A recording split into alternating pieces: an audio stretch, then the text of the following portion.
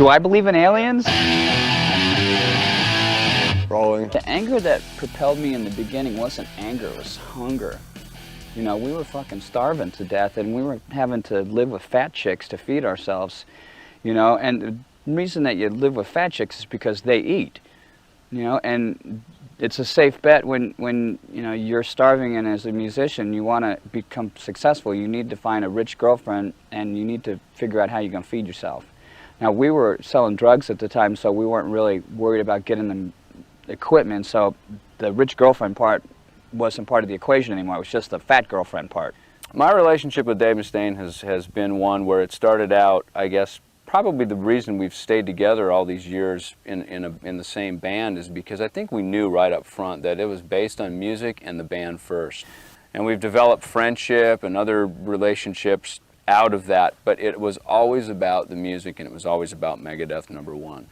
As with any kind of relationship, there's going to be, you know, good days and bad days, and I think that Dave's kind of, you know, sometimes, you know, he's the glue that holds us together. A lot of times he's like the fly in the ointment, and obviously there's been a lot of crap that he's had to endure, you know, with my personal behavior and the stuff that I like to do, because that's what makes me who I am. But our relationship musically is that he's a solid bass player.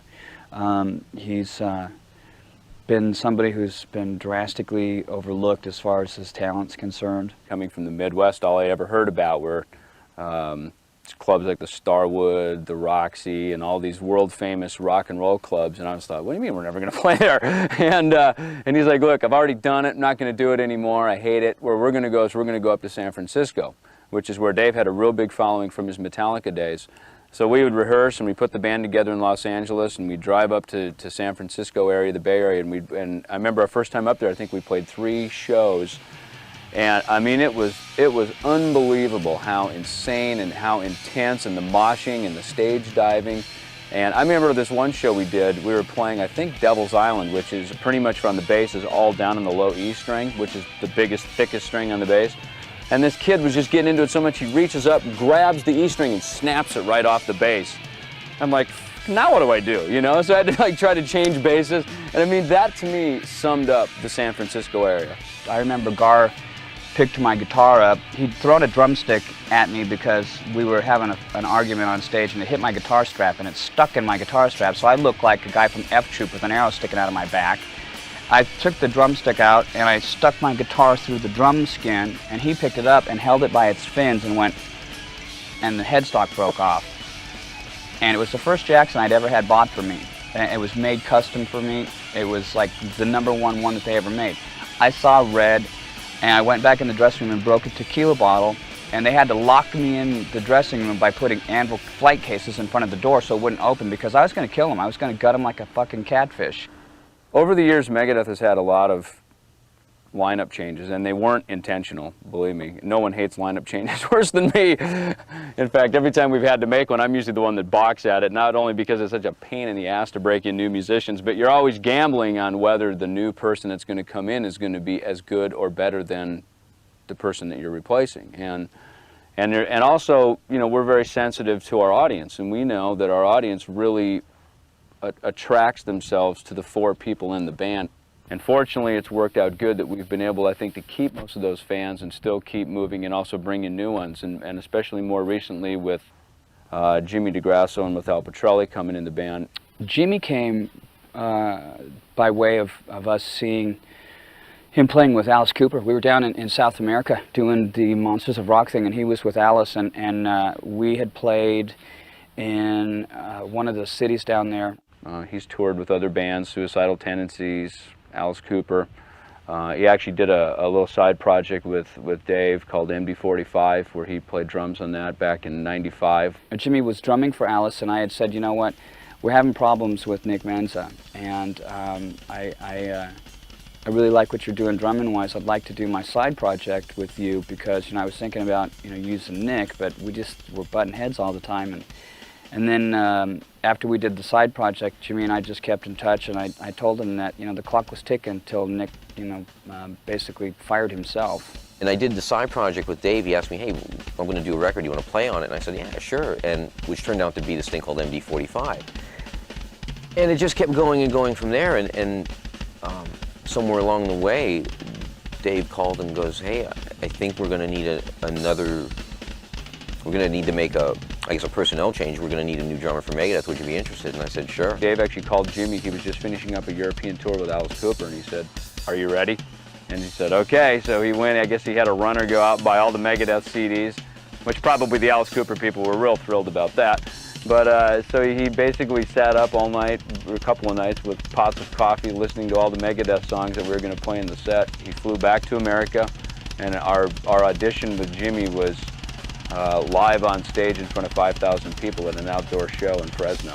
Al Pitrelli came by way of Jimmy DeGrasso recommending him. We had found out that Marty was going to be leaving the band, and I mean, it's like you knew something was going on because he left mentally long before he left physically. And when it came down to it, and I confronted Marty, he said, "Yeah, I'm gonna go." And I said, "Okay, so let's just move on." And he did the noble thing and showed Al, you know, some of the parts he was playing.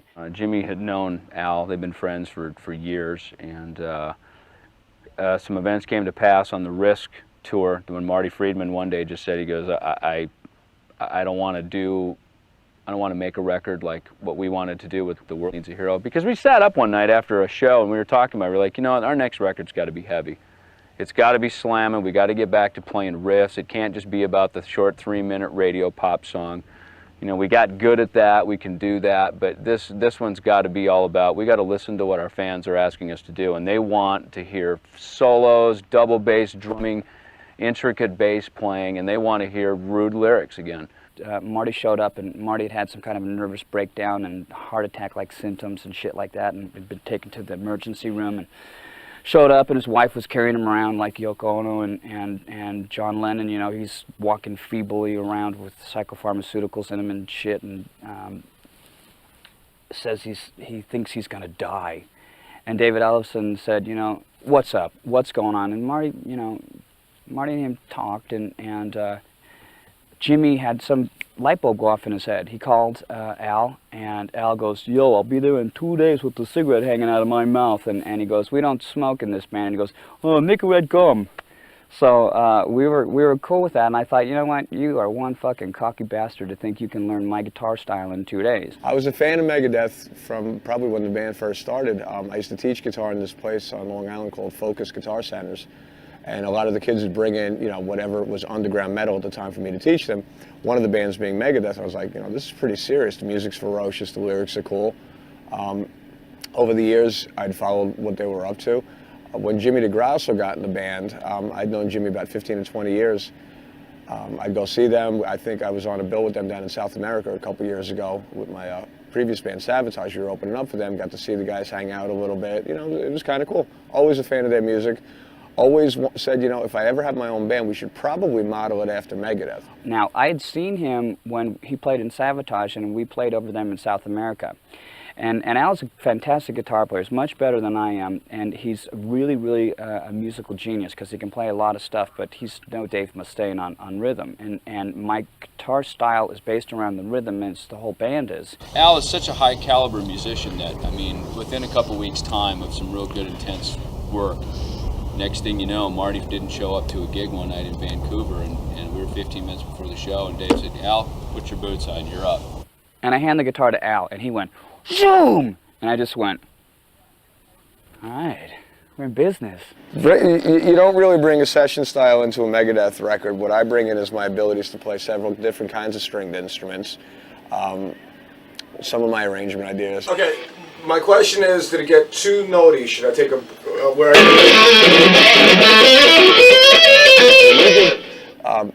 The World Needs a Hero album, Dave and I were still developing a relationship as two people, so I kind of tried to keep my mouth shut and didn't want to treat it like a session, although my instincts took over, where, you know, I would chart everything out, have my metronome settings, and, you know, and he'd look at me and goes, "This is a heavy metal record, what are you doing?"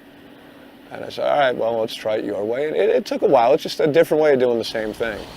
I mean, we've never really sat down and written out a Megadeth song on a sheet of paper, but just to know the ins and outs of composition and music is really helpful. And I think now You know, over the years, every member that has come into Megadeth has brought something good to the band, and I think we're one of the luckiest bands because everybody that's come in has actually made us better. And right now, with Al Pitrelli and Jimmy DeGrasso in the band, we are by far the best that Megadeth has ever been. The studio is great because you can really, it's a place where you can sit down, you can really hone your sound, and you can really like experiment, and you can fix things if need be, and you have a really controlled environment.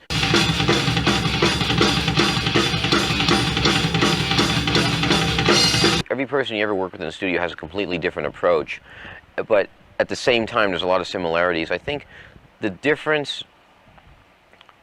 with us, I think we go into the studio kind of sharing the same vision, I guess, is what we're trying to accomplish. It's, with some other people I've played with, everyone sort of went in with their own agenda, and and it doesn't always work.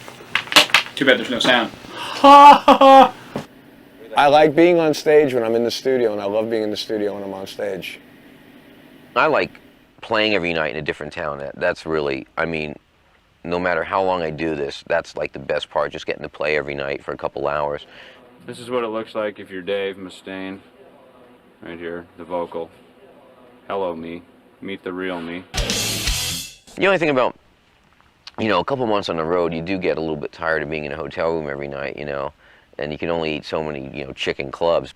When you're out there and you see, like, people's faces, and it's just, it makes you realize what you do this for. Freaked out! Look at those signatures! Look! Oh my gosh! We got the Metal Gods band! Yeah! Yeah! Yeah! Megadeth kicks ass!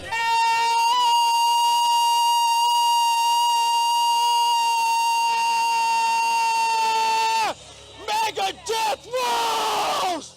You know, I think at this point, Megadeth is a lot more about all of the years, all of the music, the fans, the band. It's the whole package. This DVD and this live CD is basically going to be an exclamation point on a 10-month tour and a almost 2.5-year process of the band refocusing and coming back to what it does best. I think it's going to be really good. I think this is the best time to do it. End of the tour, the band's really together.